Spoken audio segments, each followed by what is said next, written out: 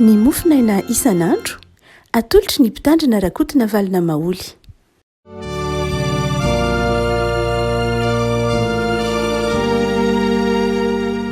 Famiraba-tsika rehetra revako malala tratra ity alakamisy fa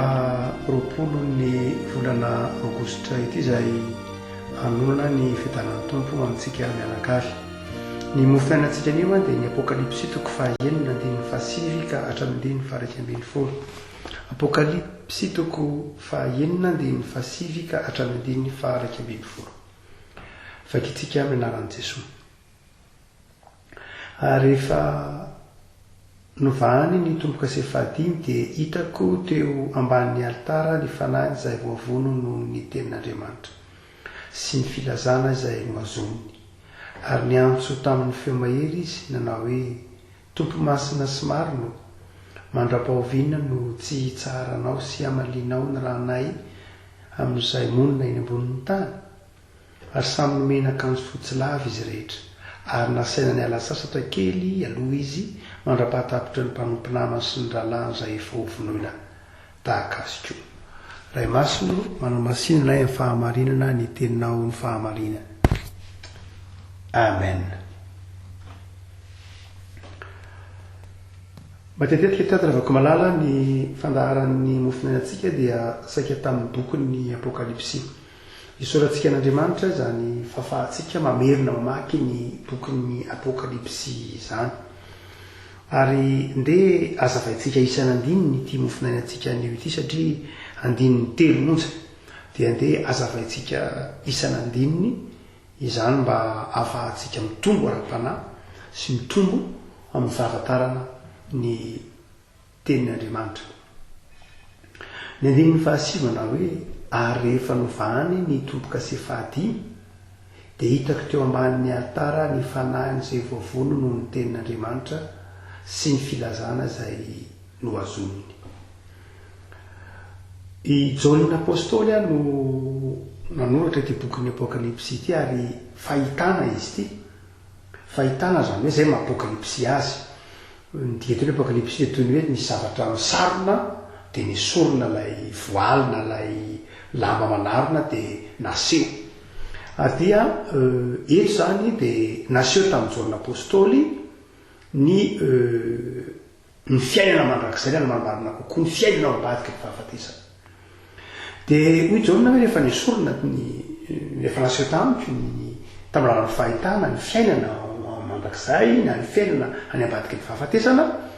dia hitako teo ambanin'ny altara ny fanahiny izay voavono noho ny tenin'Andriamanitra sy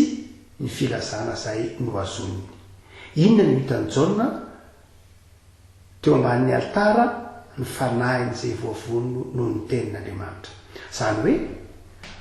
ao amin'ny fanjakan'Andriamanitra zany dia mbola mitohy ny fideranan'Andriamanitra, mbola mitohy ny fanomezam-boninahitra n'Andriamanitra. Ao amin'ny fanjakan'Andriamanitra zay mahatokany hoe misy altara. Ilay altara dia tsy hoe misorona tsy izay loatra, fa ao amin'ny fanjakan'Andriamanitra zany dia mbola mitohy ilay ataontsika hoe fideranan'Andriamanitra any ambadika ny fahafatesana. Any ambadika ny fahafatesana zany dia tsy hoe fahanginana no ovatan'ny olona ao amin'ny fanjakan'Andriamanitra, fa misy fifaliana, misy fiderana sy fisorana n'Andriamanitra. Ary ao ambadika ny fahafatesana zany zay mahatonga azy miteny manao hitako teo ambanin'ny altara ny fanahiny izay voavono. Tsy hoe ny fanahin'ny olona rehetra akory no hitan'ny Jaonina, na tsy hoe ny fanahin'ny mpanompo sampy na ny fanahin'ny mpangalatra na ny fanahin'ny mpanao ratsy, fa ny fanahiny zay voavono noho ny tenin'Andriamanitra, ny fanahin'ny mpino zany io hitan'ny Jaonina ao amin'ny fanjakan'Andriamanitra io. Ary dia hoy izy manao hoe hitako eo ambanin'ny altara zany. Tsy hoe mazava tsara ny tenin'ny Jaonina eo ambanin'ny altara. Io lay ataontsika hoe vanim-potoana lenalelany. Zany hoe rehefa matiny io, lefa lazavaintsika teto, rehefa matiny ny mpanompon'Andriamanitra dia anelanelan'ny fahafatesan'ny mpanompon'Andriamanitra sy ny fiavian'ny tompo izay io mitranga io. Izany hoe nde ataontsika hoe nisy mpanompon'Andriamanitra nodimandry omaly. Raha misy mpanompon'Andriamanitra nodimandry omaly, mpanompon'Andriamanitra izany. dia Jesosy mbola tsy miverina. Io mpanompoan'Andriamanitra no domando io zany dia tsy hoe loha ao ampasanao akory ny vatana, de loha ao de ao de potika ao de ao de tsisy ininonao.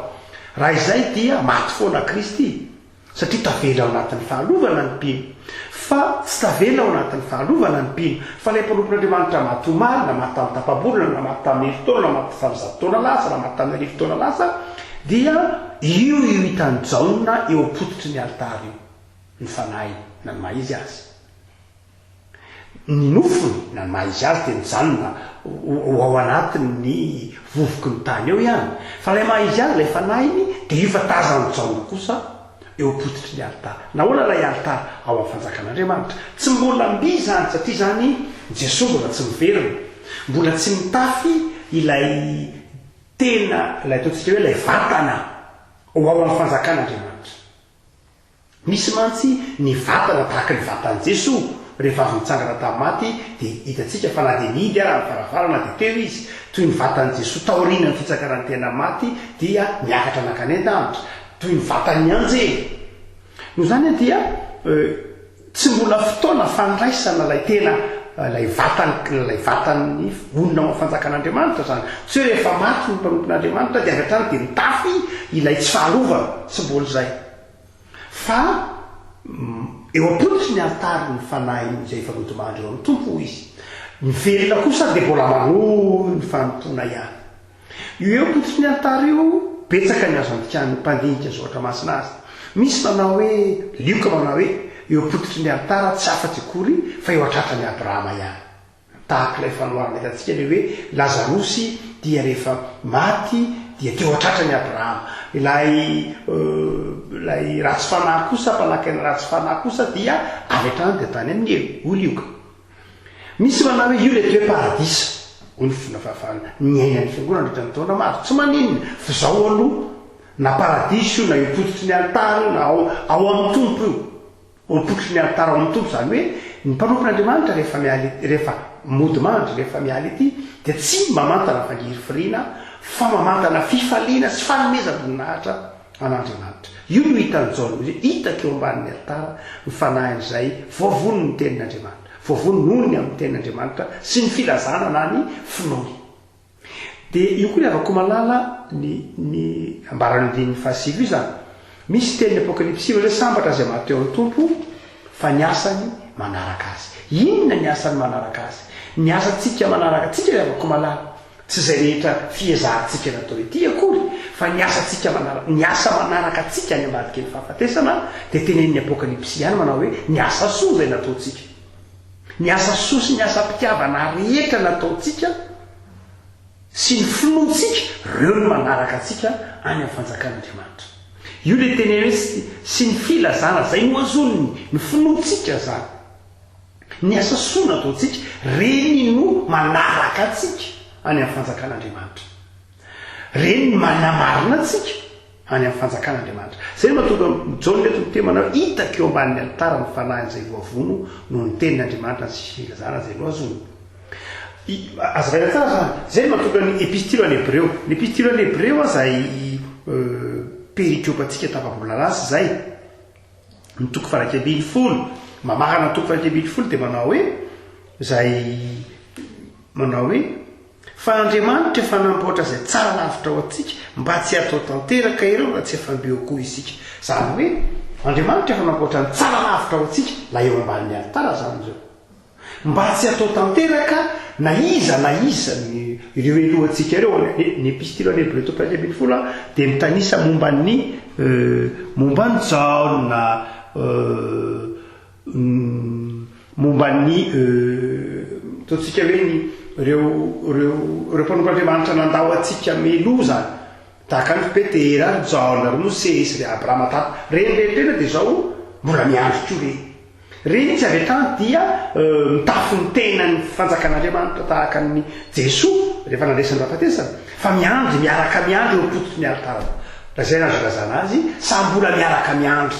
ny fotoana farany hitsaran'izao tontolo zao, hitsaran'izao tontolo zao.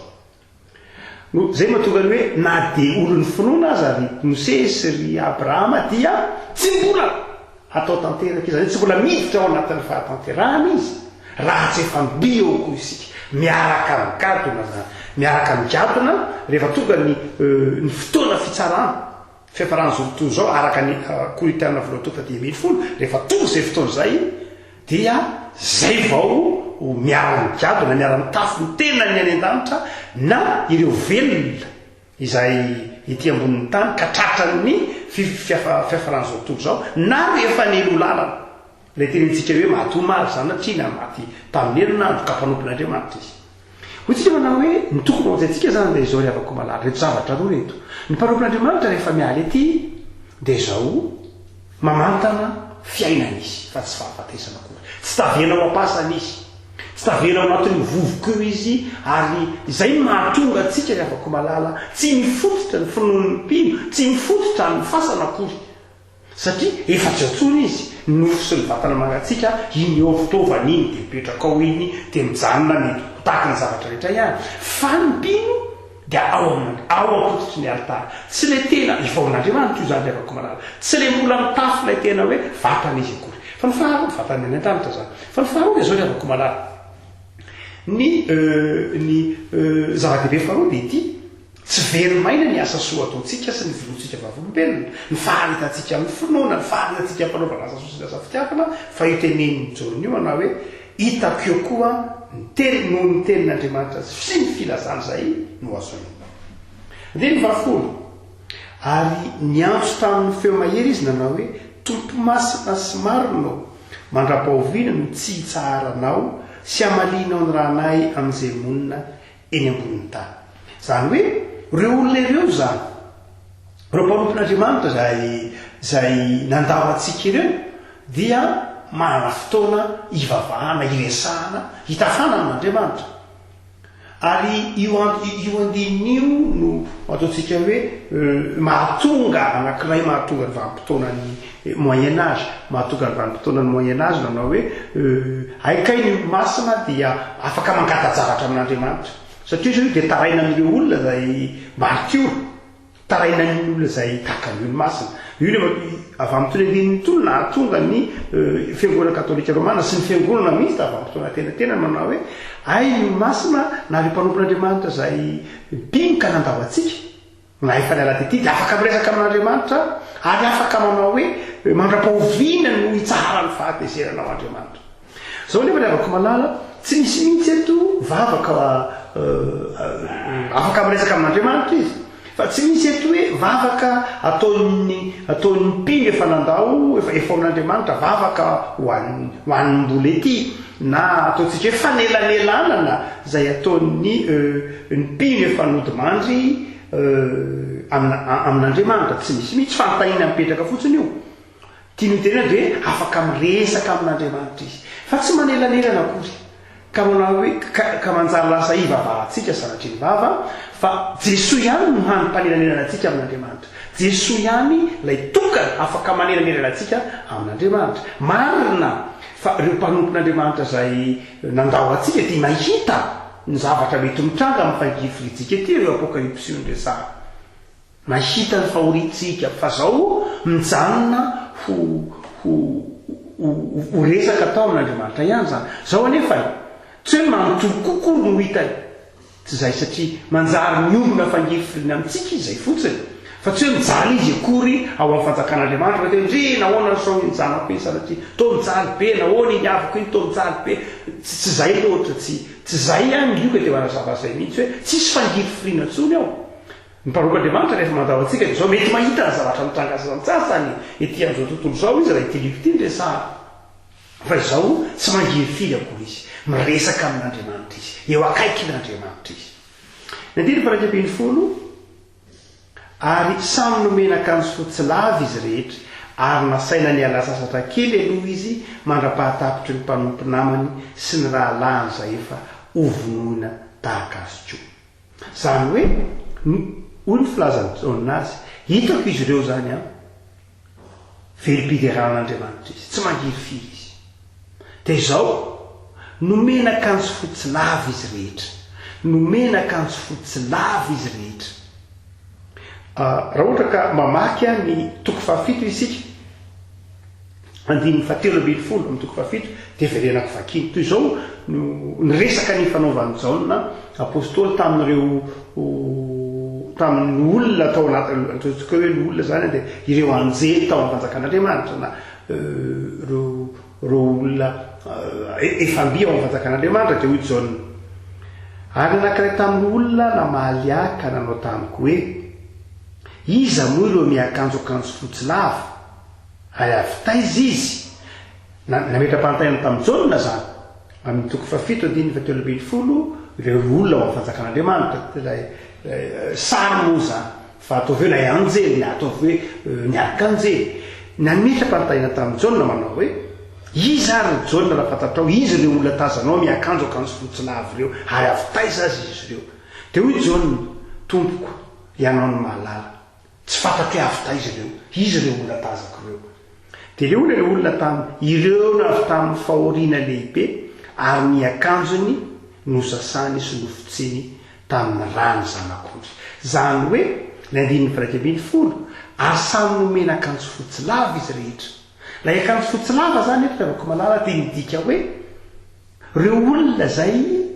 avy amin'ny fahoriana lehibe reo olona zay avy niaritra ny azakazaka ty amin'izao tontolo zao niaritra tamin'ny fanompona ny tompo niaritra tamin'ny fivavahana nahafoy ny zavatra rehetra ka nino an' jesosy kristy tompo ary ny akanjo ny teny sasany tamin'ny rano zanak'ondry zany hoe ireo le olona namindray famelan-keliko nataon'ny kristy ireo le nidioviny rano kristy tao amin'ny azo fijaliana ireo le nino an' jesosy tompo sy mpamonjy lay maty tao amin'ny azo fijaliana iny lay rano kristy iny no inotsika fanamonjy atsika iny manadio atsika dia hoy jaona manao hoe ireo le manao akanjo fotsy lava ny safina tena zany dia tsy hoe tsy mety ao amin'ny fanjakan'andriamanitra dia akanjo fotsy daholo fa tsy misy akanjo manga tsy misy akanjo mena tsy misy tsy zay loatra tsy raisy naharabaky teny tahak'izay fa ny tiany tenena amin'ilay akanjo fotsy dia milaza lay fahadiovana laza lay hoe avy nosasana na dio voavela heliko ireo dia ireo nanao akanjo fotsy lava izy nidika hoe akanjo fotsy lava lay avako malala dia zao manao hoe lay sarina lay maha-olombelona azy tsy hita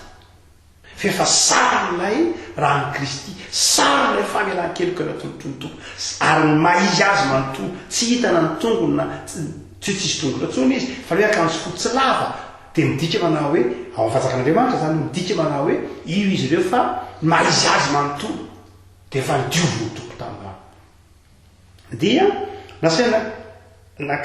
nomena akanjo fotsy lava izy rehetra reo zany reo mpanompoan'andriamanitra efa nandao atsika na ale nandao atsika ao malina tamin'ny tapabolana izay rehetra mino zany ao amin'ny tompo dia zao nomena akanjo fotsy lava izy ianao sazy zany laza hoe efa voadio izy efa sambatra izy tsy nanaraka azy ny lotony zao tontolo zao tsy nanaraka azy ny ataontsika hoe ny fahotana ny fanomezantsiny ny zavatra maro samihafa nanavesitra azy ty amin'izao tontolo zao tsy nanaraka azy tany amin'ny fanjakan'andriamanitra tsy nanaraka azy ihany na ny trosany na ny tebotebony na ny tahotra na ny aretina tsy nisy nanaraka azy ao amin'ny fanjakan'andriamanitra fa nomena akanjo fotsy lava izy io zay filazana azy izy manao hoe ary nasaina niala sasatra kely izy aloha zany hoe fialan-tsasatra kay novatany mino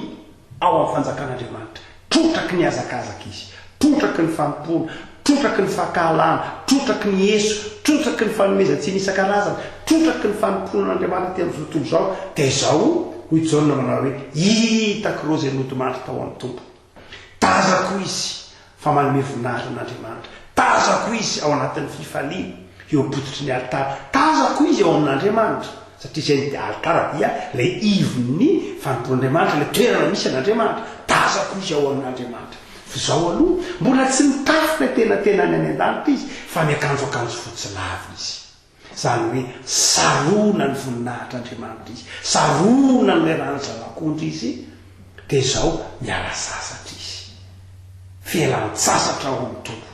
ary izy manao fialan-tsasatra kely aloha satria mbola miandry satria tsy larabe io zay mahatao hoe fotoana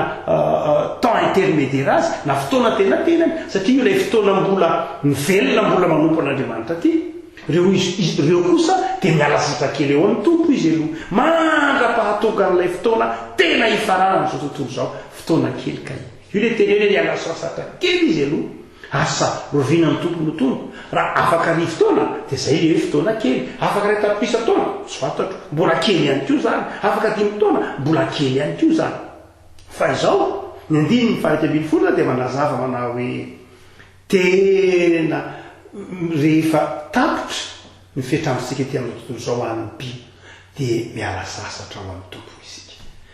namatsika kosa io teneny manao hoe mandra-pahatapotry ny mpanompo namany sy ny ralaza efa vonatakazotra io zay mbola velona izy dia zao ry afaka malala mbola manohy ny asa fampo mbola misy any ambadika any ianao zao hoe to Madagasikara tsy misy fanenjehana loatra vavahana kristianina fa any amin'ny toerakafa misy olona mijaly manamarina ito tenin'ny apokalipsy ito manao hoe misy ihany vonoana no mivavahana misy ihany voaenzika na mivavahana dia zao reo efa nilalantsika kosa efa sambatra amin'ny tompo izy raha salama maro tiora reo avatsika zay nilalanatsika ka mino dia efa sambatra amin'ny tompo izy fa izao isika kosa dia io tenen'io manao hoe mbola ao anatin'ny fanompona miezaka ao anatin'ny fanompona miezaka ao anatin'ny fanompona fa ny avatsika miala sasatra miandry antsika izy miandry antsika miala sasatra miandry antsika ny fotoana aminy mitsotra ny fotoana atsika amintsika ny fotoana ny hoe adiny telo adiny folo roapolo satria ty amintsika mbola misy famataranandro mbola misy ny fotoana any zava-dehibe fotoana any zavatra tsy mitovy amin'ny famataranandro tsika zany rehefa ko malala any adiny fahaika ambin'ny folo dia manazava manao hoe fotoam-pialan-tsasatra ny ambadika ny fahafatesana ho an'ny fotoam-pialan-tsasatra zany miandry antsika ary ho an'ny velona kosa dia zao manao ny azakazaka izy fa izao rehefa ko malala rehefa tonga ny fotoana voatendrin'Andriamanitra ka mifarana izao rehetra zao tsy fantatro izy tompony mahalala mifarana izao rehetra zao dia ny maty atsangana izany hoe io fa atsangana amin'izay ilay maty ary reo olona izay miakanjo fotsilavo reo azy reo zany izay ireo maty atsangana miverina tompo mitsara ny maty sy ny velona dia zao zay velona ka mbola mino tratra ny tompo ety mifanojo amin'ireo efa sambatra ao amin'ny tompo